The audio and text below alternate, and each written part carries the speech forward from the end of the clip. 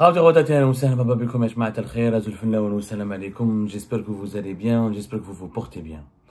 Je dois avouer que notre communauté, les membres de notre communauté, mes compatriotes tout court, parce que notre communauté c'est quoi? C'est des Algériennes et des Algériens issus de tous les horizons, originaires de toutes les régions du pays, qu'ils habitent à l'étranger ou pas. Nous avons aussi pas mal de compatriotes et de amis marocains, tunisiens, des amis français, étrangers aussi qui font partie de notre communauté. Nous sommes fiers d'ailleurs de les rassembler autour de notre quête de la vérité, de notre quête du journalisme professionnel et d'enquête et d'investigation sur les dessous de l'actualité algérienne. Je remarque que les sujets sur l'économie algérienne, notamment sur les blocages, les difficultés, je dirais même pas, c'est pas des blocages, c'est la persécution qui est exercée en ce moment contre les entreprises algériennes, a mobilisé énormément les membres de notre communauté. Les émissions que nous avons diffusées à propos des mesures folles, irrationnelles, absurdes, extravagantes, affolantes de Kamer Zig contre les entreprises algériennes depuis le début du mois de juillet 2025, notamment depuis le 9 juillet 2025, ces émissions ont cartonné et beaucoup d'entre vous ont été sensibles à nos révélations sur les conséquences, je dis bien les conséquences désastreuses sur l'économie nationale et algérienne de ces mesures complètement folles. Je vais vous montrer aujourd'hui un document, parce qu'hier, on vous a expliqué que le 31 juillet 2025, on vous a montré le document, la présidence algérienne est intervenue auprès de la Direction générale des douanes pour demander le déblocage et le déblocage ou la libération. Le mot libération a tout son sens, comme on l'a souligné hier, la libération de toutes les marchandises destinées au fonctionnement et à les activités de production des entreprises qui étaient bloquées au niveau des ports et des zones sous douane depuis le 1er juillet 2025. Et toutes les marchandises qui ont été donc bloquées au niveau du port jusqu'au 3 août 2025 ont été débloquées et libérées, ce qui permettra aux entreprises algériennes de récupérer leurs matières premières, leurs équipements de production, leurs outils ou leurs composants ou leurs intrants de production pour poursuivre, pour relancer leurs activités de production après plus d'un mois d'arrêt et avec des conséquences désastreuses. Et on a expliqué comment le groupe Condor, la famille Hamadi, ils ont saisi Boualam, directeur de cabinet de Tebboune, et ce dernier, comment il a parlé avec Abdelmajid Tebboune et comment Abdelmajid Tebboune est intervenu pour corriger le tir et limiter les dégâts incommensurables de Kamal Zik. Comment Kamal Zik, désavoué, a essayé de se rattraper à travers une pseudo-réunion organisée au niveau de son ministère le 3 août dernier. Mais je vais vous montrer encore une fois l'irrationalité, un exemple qui illustre l'irrationalité, parce qu'encore une fois, ce qui a été débloqué le 3 août, ce sont les marchandises qui ont été bloquées. Et on a expliqué que ce déblocage, cette libération des marchandises a été conditionnée par deux conditions, a été conditionnée par les deux exigences encore plus irrationnelles et plus absurdes que les premières mesures de l'ESIC appliquées et mises en œuvre depuis le 9 juillet 2025. Il s'agit encore une fois de l'obligation de présenter un programme prévisionnel des importations, un PPI, pour les prochaines opérations d'importation. Donc l'obligation, l'État algérien n'a pas renoncer à cette obligation qui n'a aucun sens. Très peu d'États à travers le monde demandent aux entreprises de leur pays de leur donner un prévisionnel de leurs importations et qu'il soit validé par deux ministères. Le ministère du Commerce extérieur de Kamal Zik et un autre ministère du gouvernement qui exerce la tutelle sur le secteur d'activité de cette entreprise. C'est l'agroalimentaire, c'est l'agriculture, c'est l'industrie pure, la sidérurgie, etc. C'est le ministère de l'Industrie, c'est les médicaments et la pharmaceutique, c'est le ministère de la Santé et de l'Industrie pharmaceutique. Voilà. Donc, il faut avoir la validation et le visa de deux ministères du gouvernement pour faire valider ce programme prévisionnel d'importation. Une fois validé, à ce moment-là, les entreprises algériennes pourraient faire des opérations d'importation. En plus, nouvelle exigence, les douanes algériennes exigent aux entreprises algériennes un compte rendu. Un compte rendu chaque jeudi hebdomadaire avant 10 heures. Hein. Mais chez 11 heures ou le midi, avant 10 heures, il faut que les entreprises algériennes envoient à deux adresses mail leur compte rendu décrivant les activités relatives à leurs opérations d'importation. Des entreprises qui font des comptes rendus aux douanes. Les douanes, à un moment, il y a des taxes à payer, des opérations de dédouanement, il y a des opérations de contrôle. Ensuite, l'entreprise, c'est lui qui doit contrôler les entreprises, c'est l'administration fiscale. Mais qu'est-ce qu'un contrôle chaque semaine? Il y a chaque semaine un contrôle, ça devient un contrôle judiciaire. Mais sur toutes les entreprises algériennes ont été placées sous contrôle judiciaire. Les entreprises algériennes sont devenues comme les détenus d'opinion, comme les détenus politiques. Tu es placé sous contrôle judiciaire, tu es suspecté d'être un criminel. Le pays vit en Algérie aujourd'hui, parce que bon, toutes les entreprises, y compris publiques, seront forcées officiellement, même les entreprises publiques sont forcées d'accomplir, de se conformer à ces exigences, mais c'est essentiellement les entreprises privées qui sont ciblées, étant donné que 63% de l'emploi en Algérie, c'est les entreprises privées, étant donné que la majorité des entreprises dans le secteur des PME et des PMI sont privées, qui sont dans l'activité de production, donc ils sont soumis à des mesures de contrôle judiciaire.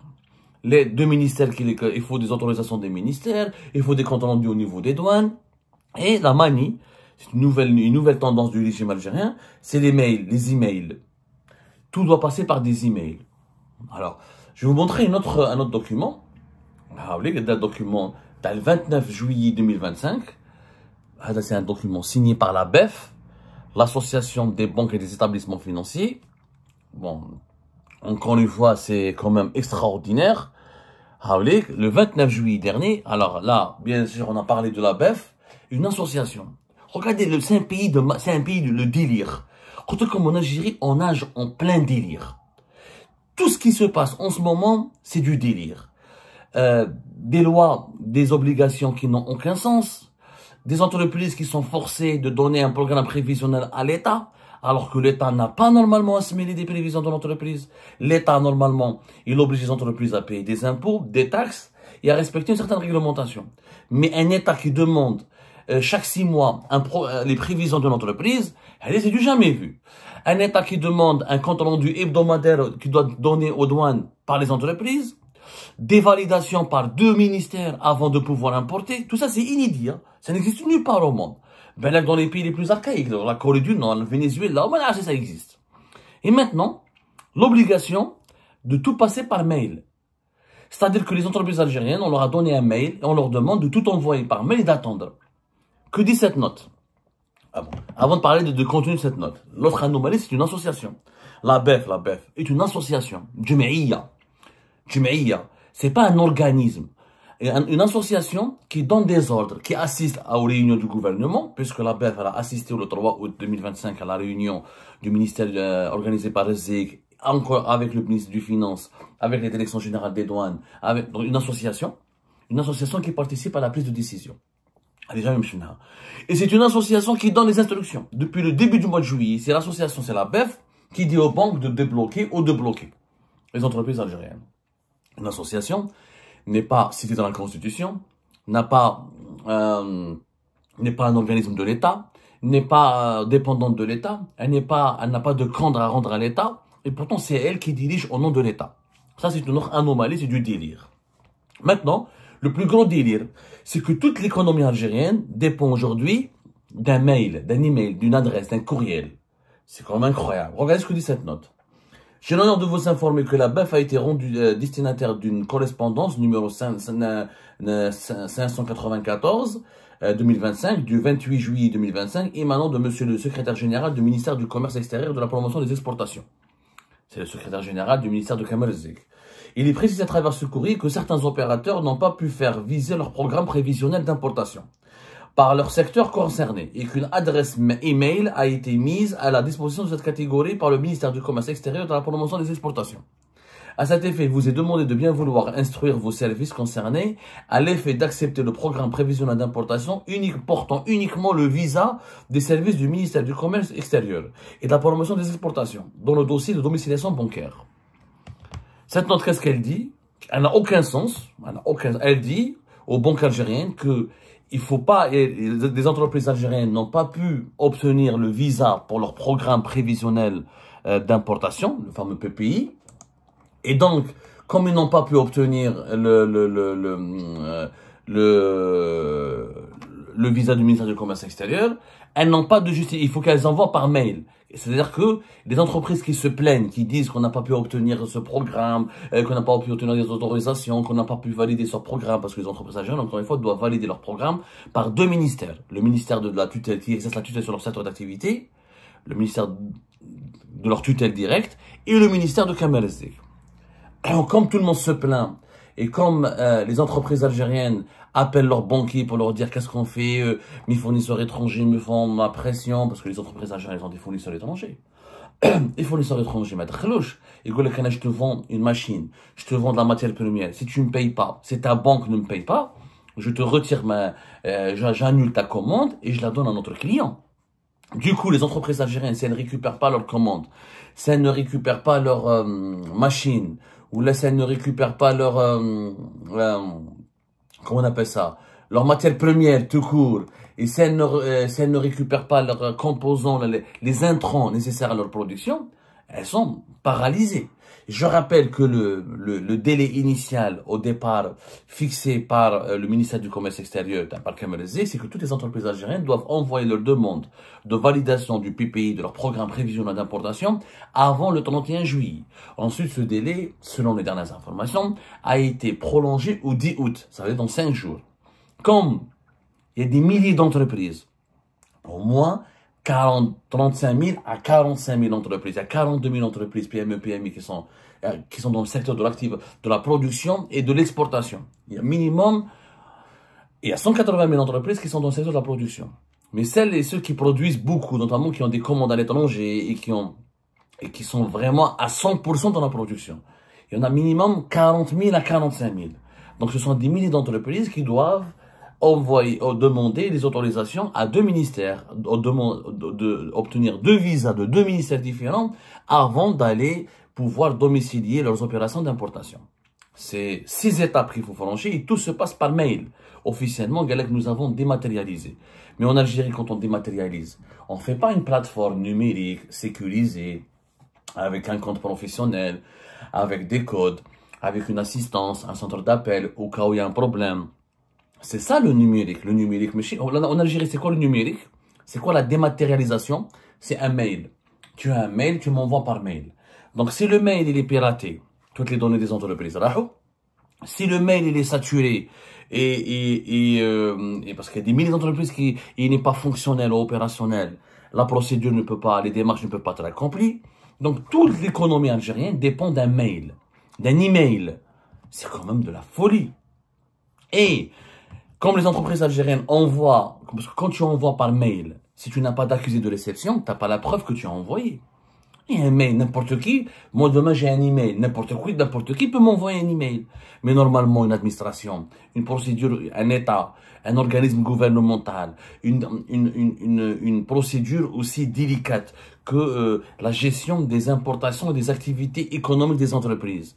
Normalement, il y a il y a des accusés de réception. C'est une plateforme dédiée avec un numéro d'identifiant, avec un code, avec un suivi, avec une traçabilité de l'opération qui a été accomplie.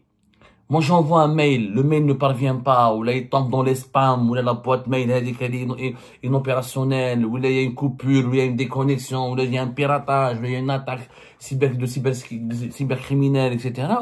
Rien ne va fonctionner. C'est logique. Vous trouvez ça logique qu'un pays, parce que l'économie d'un pays, c'est quoi? C'est la production, ce que l'économie peut produire. Pour le produire, encore une fois, il faut importer certaines choses, notamment des matières premières, des machines, des équipements, des composants, certains services comme les logiciels. Bon, les importations de services ont été totalement bloquées, ça on n'en parle pas. Et certains intrants, on les appelle les intrants, il y a un S. On est en train de faire des cours d'économie, les intrants de production. Les intrants à eux sont essentiels. Ce sont des produits qui interviennent c'est des produits essentiels dans le processus de fabrication d'un produit fini. Donc, toute l'économie algérienne est basée sur la production et l'importation d'une partie des composants nécessaires au fonctionnement de cette production. Et tout cela dépend d'un email de Kamel Zik. Kamel Zik donne un email. S'il reçoit votre mail, tout se passe bien. S'il vous répond, et s'il veut vous répondre, et vous donner un accusé de réception, tout se passe bien. S'il ne reçoit pas votre mail pour X raisons techniques dont on ne sait pas, dont on ne connaît pas les, ça peut être parce que une boîte email, quoi. Un État qui gère toute l'économie toute une économie nationale, l'économie de tout un pays à travers une boîte mail. C'est quand même incroyable. Et ça ne choque personne. Je veux dire que, si ça choque, les gens parlent, mais les gens ont peur. Une adresse électronique, un compte mail, voilà, une boîte mail pour gérer toute l'économie d'un pays. C'est quand même grave. Et c'est une note officielle qui le dit. Maintenant, les entreprises qui disent aux banques, les entreprises algériennes elles n'ont pas d'excuses. Elles n'ont pas d'excuses. Il y a un email, il faut qu'elles passent par cet email. L'Algérie, c'est un pays de presque 50 millions d'habitants. Vous n'êtes pas capable de faire une plateforme numérique, un centre d'appel, une assistance, etc. Un système informationnel et informatique de suivi des requêtes, de classification des requêtes. On marche par des emails. Mais attendez, c'est pas... On dirait le bon coin, genre tu postules pour un logement, là tu vas acheter un produit, un shampoing, tu m'envoies un mail. C'est du n'importe quoi. C'est du n'importe quoi. C'est grossièrement du n'importe quoi. Et ça doit cesser. Ça doit vraiment cesser. Parce que là, c'est de l'amateurisme consternant. Un niveau très bas de populisme et d'amateurisme. Je parle pas du Maroc, d'Israël, les pays de l'Afrique subsaharienne les plus pauvres, des pays les plus pauvres d'Afrique, c'est un pays qui ont du pétrole, ils ont du gaz, ils ont un grand pays, un grand territoire, ils sont situés juste à côté de l'Europe, ils font de n'importe quoi. Toute l'économie d'un pays, toute leur économie dépend d'une boîte mail. C'est quand même fou. Mais on a atteint un niveau d'absurdité et de délire sans précédent. Sans précédent, c'est vous dire la médiocrité ambiante dans laquelle on vit. Et en ce moment, et après, quand on critique, faites des choses normales. On vous dira que vous êtes des dirigeants normaux. Vous faites des choses, vous avez des comportements, des décisions, des attitudes totalement anormales. Ou paranormales, je dirais même. Comment voulez-vous qu'on vous traite comme des dirigeants normaux?